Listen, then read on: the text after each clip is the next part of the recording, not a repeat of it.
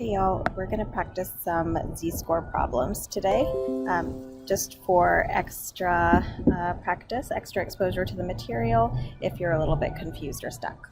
So let's just get going right away. With the first problem, Ari lives in Sacramento and has 2 plants in their apartment. We know on average, Sacramentans have 4.3 plants in their homes with a standard deviation of 1.2. And the question is, what percent of Sacramentans have more plants than Ari has? So I'm just going to go ahead and keep a little list of the information that I have. And so what I do know is that Ari has 2 plants. That is my X value. That's the score for the individual that I'm interested in. So X is going to be equal to 2 for this problem. I want to compare that to a distribution of Sacramentans, or the number of plants that Sacramentans have in their home. So on average, I know that that distribution has an average of 4.3. So M equals 4.3, and the standard deviation of that distribution of plants, or numbers of plants, is 1.2. Okay, so I've gone ahead and collected the information that I've gathered from the problem. My question is, what percent of Sacramentans have more plants than Ari? So let's go ahead and draw the normal distribution. I know that my distribution always has a mean of, in terms of Z, always has a mean of 0. This is 1 standard deviation, 2 standard deviations above the mean. This is -1 standard deviations and -2 standard deviations below the mean. In terms of X, I know that that corresponds to the mean of this distribution in terms of raw scores is 4.3. I also know that 1 standard deviation above average is, let me just draw a little separation here. Okay, so 1 standard deviation above average is 1.2 above 4.3, right? So that could be 4.3 plus 1.2 is 5.5, plus another 1.2 at 2 standard deviations, 6.7, right? And I could go ahead and work backwards too. So 3.1, and what would this be? This would be 1.9. I'm doing my math right. So I know that an individual whose 1 standard deviation above average would have 5.5 plants in their house. Someone who's 2 standard deviations above average would have 6.7 plants in their house, and so on. And someone who's 1 standard deviation above average, recall, would have a z-score of exactly 1, because that is the scale of z-scores. Z-scores are in units of standard deviations. So if my z-score is -2.3, that means that I am 2.3 standard deviations below average. And if my z-score is 7, that means I'm 7 standard deviations above average. Okay, so let's continue with the problem. Our next step, now that I've drawn the distribution, is to calculate my z-score. So Ari's z-score, we're going to use this formula that you're going to get used to, x minus m over sd. Okay, so that is, in this case, 2 minus 4.3 over 1.2, and I'm just going to get my calculator out here. And I'll calculate 2 minus 4.3, divide that by 1.2. Okay, so I get a z-score for Ari that's -1.92 if I round to 2 decimal points. Okay, so that's my z-score for Ari. So if I put that on my my distribution here, it's almost -2. It's between -1 and -2, so it's about right there. So that's z. So that's my z-score. Let's shade in the area of the curve for which I want to know the probability. That's what it tells me to do in the instructions. So in my question number 1, it says, what percent of Sacramentans have more plants than Ari? So the area of this curve I'm interested in is everything in this shaded area. Everyone who has more plants than Ari has. Okay, so now I need to figure out the area under that curve. So what I need to do is I need to go into the z-table, and I'm going to look up Ari's z-score. So let's pull up this d-table. Notice only positive values in the z-table. So I'm looking for positive 1.92. So I'm scrolling. It looks like, here it is, 1.92. Okay.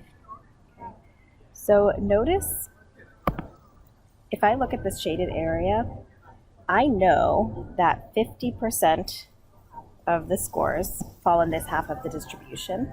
I already know that. So then I need to figure out how many scores are between Ari's score and the middle of the distribution.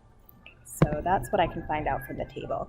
So if I look in the mean to z column, that's where I'll find that information. That column will tell me how many scores fall from my z-score to the mean of the distribution. So 47.26% of individuals fall in this region. Okay. So my final answer will be 47.26 plus 50 equals 97.26%. Okay, so 97.26% of Sacramentans have more plants than Ari has. Okay, alrighty, let's move on to another one. Let's see. The next problem says Ari buys one more plant, so they now have 3 plants. What percent of Sacramentans have fewer plants than Ari now? Okay, so in this case, now we have x equals 3. Notice that the mean and the standard deviation are not going to change. So the average Sacramentan has 4.3 plants. The standard deviation of numbers of plants for Sacramentans is 1.2, and Ari has 3 plants. So I want to know what percent of Sacramentans have fewer plants than Ari. So I'm going to draw a more simplified distribution here. I'm going to just draw up my z-scores. So I know that the middle corresponds to a mean of 0, or a z-score of 0. And I'm going to go ahead and draw my positive standard deviations and negative standard deviations here. Okay, and now I want to compute Ari's z-score. So I have my z distribution, or the standard normal distribution, drawn out. Where does Ari's z-score fall on this distribution? So let's calculate it. Ari's z-score is x3 minus m over the standard deviation is 1.2, so we can go ahead and calculate that. 3 minus 4.3 divided by 1.2. Okay, and I get a score of negative 1.08. Okay, so that's my z-score. So now if I go again, we're gonna draw it onto my distribution. So that's a little bit more than -1. So I'm gonna draw it on my distribution. It's a little bit more than -1. And the question has changed. So what percent of Sacramentans have fewer plants than Ari? So now I wanna shade in this area of the distribution. What percent of the Sacramentans fall in that part of the distribution, or fall under that area of the curve? So now let's go to our z-table and look up 1.8. So I'm going to scroll back up and find 1.08, and here I found it here. And do you think that'll look in the mean to z column or in the percent in tail? You can probably see that it looks like we want just the percent in the tail if you look at our drawing here. So let's go back to the table and look at the percent in tail column, and we get 14.01. Okay, so that is our answer. So in that shaded area, 14.01% of the scores fall in that shaded area. Okay.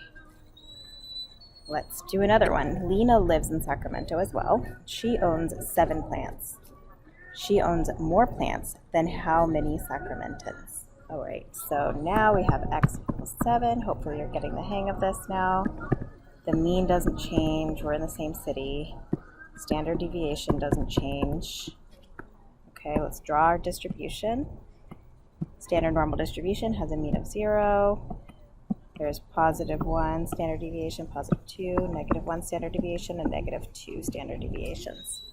Okay, now our z-score for Lena is 7 minus 4.3 over 1.2. Let's see what we get. If we plug that into our calculator, 7 minus 4.3, and divide that by 1.2, and we get 2.25. Okay, so Lena's z-score is way out here, 2.25. Okay, and we want to know how many people she has more plants than. So the area under the curve, this is phrased slightly differently, but I want to know how many people have fewer plants than Lena, in other words, right? So this is the area I'm interested in. So think about for a second, when I go to the z table, what column I'm going to look in. Do you think I'll look at percent in tail or mean to z and add 50%?